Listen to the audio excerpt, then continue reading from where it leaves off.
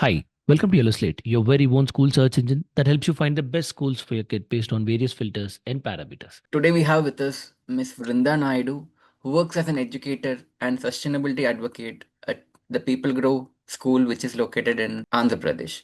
To get to know more details about the school, let's have a conversation with her.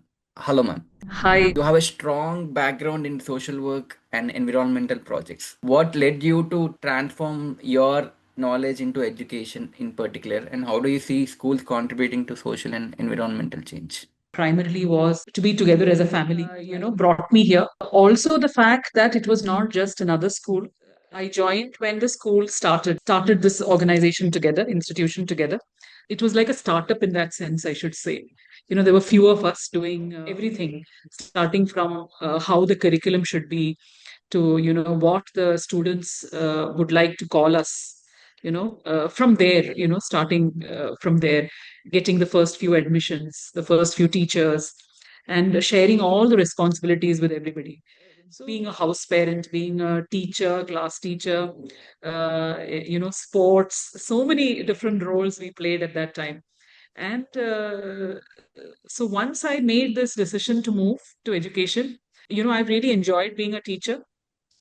And I was very lucky that I was given opportunity to take up subjects which I was passionate about. So it was mainly environmental sciences, community work. Our day-to-day life also involved, bringing. I mean, the campus was also very young, right? I mean, we had a barren campus, so with very few trees. So it started by little things like planting, uh, thinking about the water conservation, and the community at large. And I think to your second question, of course, connection to the community in the sense we had lots of workers who were coming from, we are, situated in a rural area, and they come from our neighboring rural areas. We are also touching their lives over the last 20 years. I think the Institute School has, touched many of their lives in a very positive way. Many of them single mothers who have managed to educate their children, and they are also seeing the social mobility. So in that sense also the institution has really touched the community. I feel our institution, I think right from the beginning, even our founding principal, as in Sunandaka, and the founder himself, Sri M. I think they are people who live their lives by the principles of sustainability. Even though I had a background in sustainability and ecological restoration and community work, etc., I think I saw somebody living these principles uh, very intimately in her life. Sunandaka is like that. She is like that even today. So it was really nice to work with her and similar-minded people to do all these initiatives on campus. Actually, I think in PGS, nothing is done to show to the world. So I think these are principles which the foundation believed in. People who were at the helm of the school believed in, and they wanted to have water conservation. They wanted let's say proper waste management, not using plastic, being very sensitive about using paper as a resource. All these things, right from the beginning, I remember, being involved into the school. So I think it was lovely working with those principles. So it was just a very easy thing for me to move into.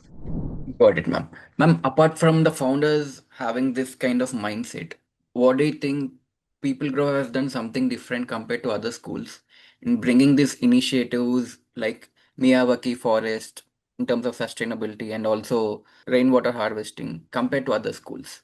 So over the years, we have had lots of sustainability projects. One of the first things that we took up, apart from the regular things that we do, that I think most schools do.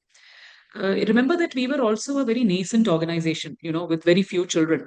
Investing on sustainability initiatives has to be a choice. So one of the first things that we did was, work on rooftop rainwater harvesting on a very, in a phased manner. So we couldn't do all the buildings at the same time.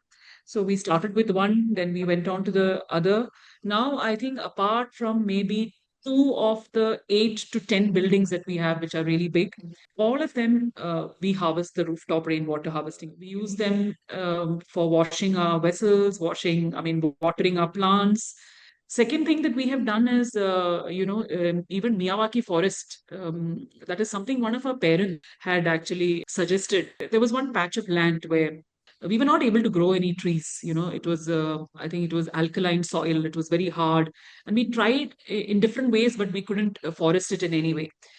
And that was an area where we didn't want to do any construction.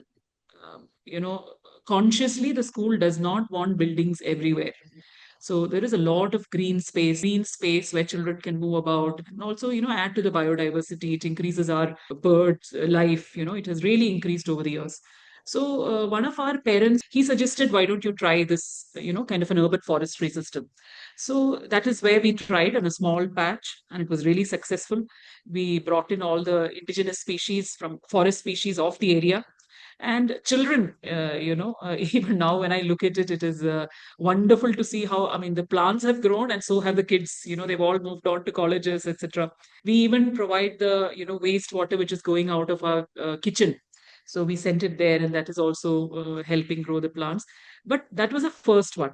And since it was a success, we have done about three after that. One of the Miyawakis, we also had support from Indian Oil Corporation, and they provided all the plants for us, and that is really nice. So that is there. We also have a biogas plant. We have, two small cows. I mean, they're not small anymore. So it's not only for the gobar, but any food waste that will come out from the dining hall. We try not to have lots of waste. That is one side, but nevertheless, sometimes there is, some kind of waste, whether from the dustbins or so. This food waste can go into the biogas. So that is what we generate. So we don't waste anything. We also have a reed bed. We have a dhobi who comes to campus, right, for washing the clothes of our children. And all the grey water from all the hostels have been directed to these reed beds. There are two reed beds in different parts of the campus. I think more will follow. That water is also used in a fruit orchard. So the reeds kind of purify it and we use it. One more thing that we have is the school believed that it was something that we needed to invest in, giving back to the society. So we have a huge solar power plant. So we generate electricity, but we feed it to the grid. I mean, it will take us some time to, what do you say, recover the cost.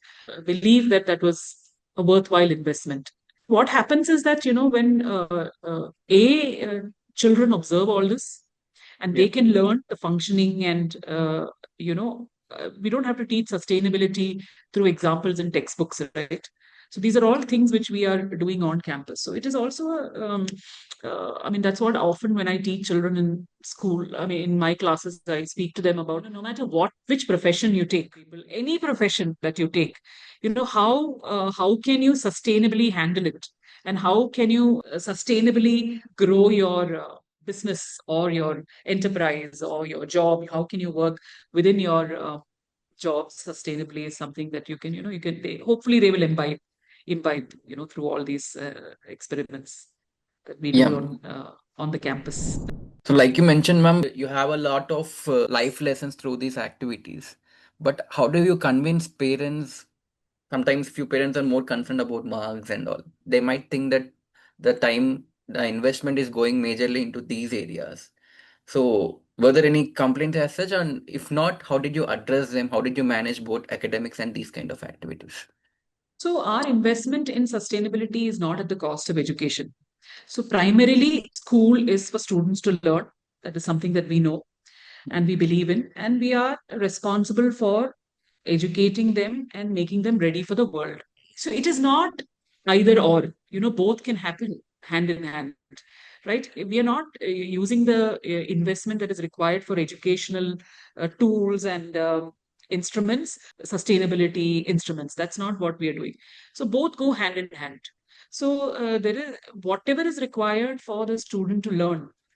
Those things are also invested in, whether it be a up-to-date computer lab, an AV room, instruments in the physics lab, chemistry lab. There have been, robotics workshops which happen, electronic workshops which happen.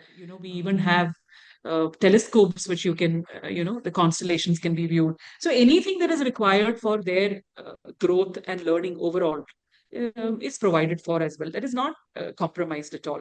As I mean, parents can. We have had no complaints like that, and parents can actually even marks they can see. So the thing is, when we focus on conceptual learning, as in, in the sense that if our focus is on getting the child to learn the concept and not to get marks, what happens is the child is able to get marks. So it translates, into good scores as well. So our results have been good. There are children who have got, 90s and hundreds in mathematics, science, geography, history, whatever is their passion. Plus, there are children who have taken up things like music. Some people have gone into dance. Some have gone into sports. Apart from children becoming doctors, engineers, lawyers, all this is also happening. Got it, ma'am. For you to implement all these, one of the reasons that is actually helping you is this being an alternative school, majorly of residential school. Not all students can actually adapt to this residential culture. Eventually they will, but it takes some time for few students to actually come back to the reality, missing their home culture and all. So how do you make sure that those students are being taken extra care of so that they fall into the system and they get adapted? So one of the things is children who come here, their parents are already aligned. They're looking for a school like this. They're already aligned with our thoughts, the way we teach. So they have come here with at least 50% conviction, right? They're looking for schools like this. They don't want children to have gadgets, because that is one of the things that parents always feel, in the cities or even at wherever it is, small towns, wherever it is. Even in villages, we see, children all the time with smartphones and gadgets. So here there is an opportunity for them to get back to important skills in life, like reading, for example. We are equipped with a very good library, again, very carefully curated by our first principal, Mrs. Sunanda Ali. And so one of the things that, yes, is challenging for children is, staying away from parents. But when they admit, obviously there has been a conversation between the parent and the child, and both are, in 99% of the cases, they have come because they would like to try a system like this. And at our side, we have all that is required to keep them comfortable, like a home. We cannot replicate the home, but as close as possible. We are there as adults, not just one or two adults. I think everybody on campus, because we are keeping our numbers also small, we will never grow to a 400, 500 school. We will not grow like that, because, we will not be able to give them individualized attention. If somebody hasn't had a bath, if somebody is wearing the same shirt after the bath, even little things that parents observe, many of us will be able to see. Somebody's eyes are red, somebody is not looking well. So somebody or the other is observing, and we are there to help them. So I think that is the confidence that we can give. And that is why I think our parents hear from each other. So if there is somebody coming from a particular city who would like to know more about the school, we very confidently give the numbers of our parents from that city, because it has to be their experience. The child would have told the parents, and the parents should tell the parent. So that is our best, marketing, I would say. And even when parents visit for admissions to campus, we don't restrict their movements. We don't say only meet with these children, or, don't talk to them. Nothing. Everybody, all of them will go sit with them, chat. They can ask anybody any questions. Good to know that you have great experience working with FES and UNICEF. So what are those key points that you actually focus more on with that kind of experience trying to implement in schools like the People Group? In the sense that all of these organizations, I think people are very important. I mean, people are the center, I think, beneficial to the community. That is the focus, whether it is, in any of the organizations that I have worked before. So that is the focus. Whatever is beneficial to the stakeholder, uh, how can we, provide that from any different angles that we can. Plus, in technically, if I speak, because I have this passion and interest in community work, as well as sustainability initiatives, I think I have been able to bring a little bit about that into my classrooms. So I am not speaking from when I teach environmental science or geography or something else, for example.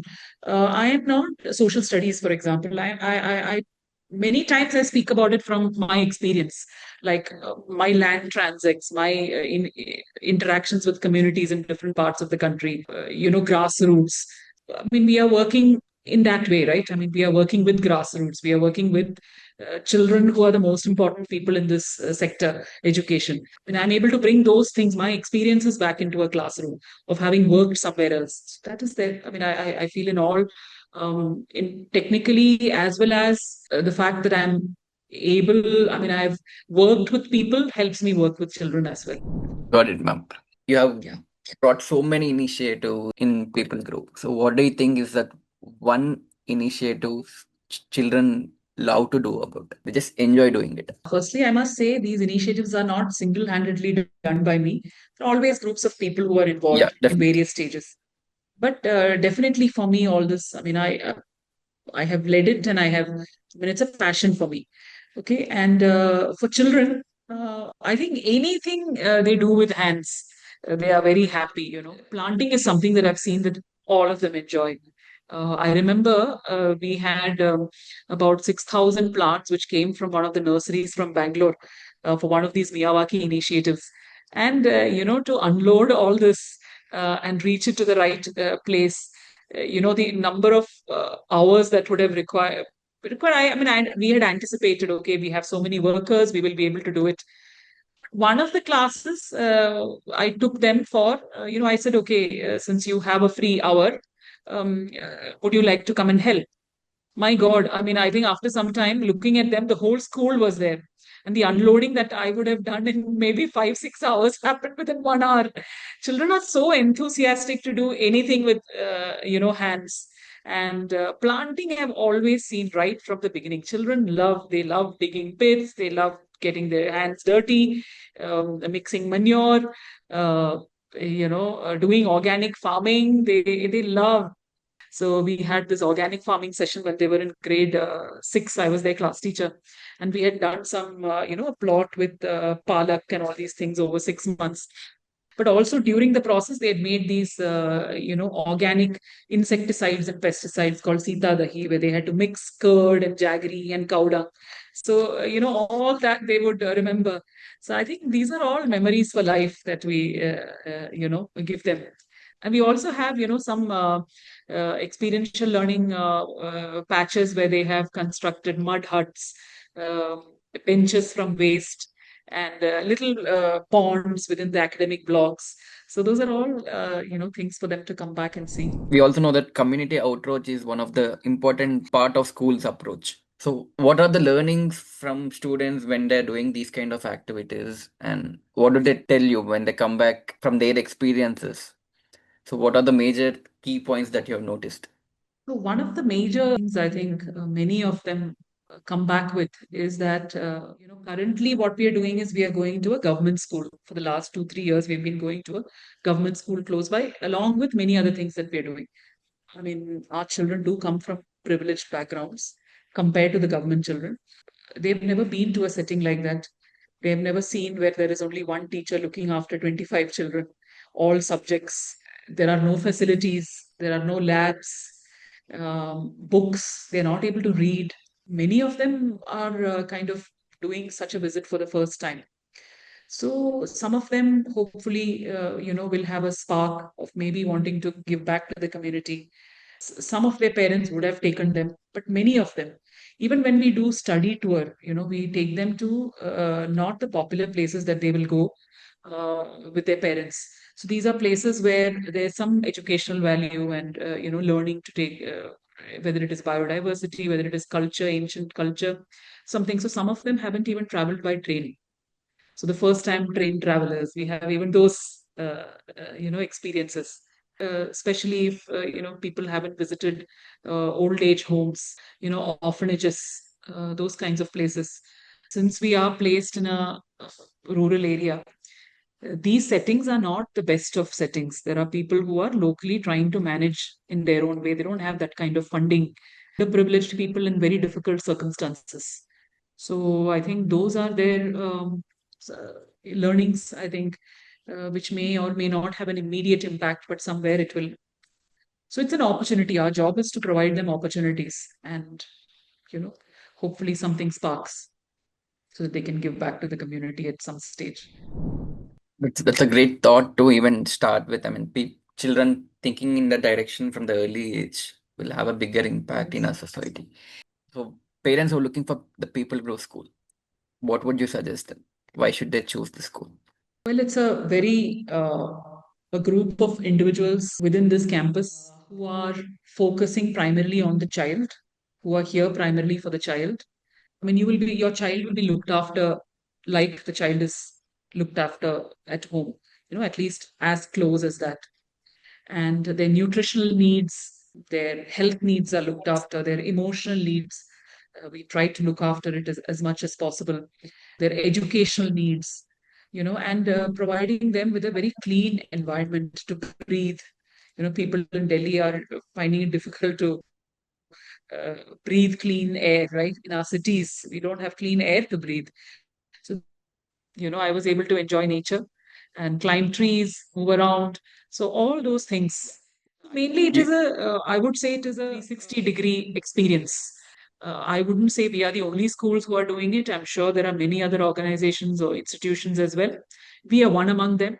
The child is at the center of all this. I think that's what uh, probably we will be able to tell the children. And I mean, parents who would like to put their children, and that's something they can come here and experience as well.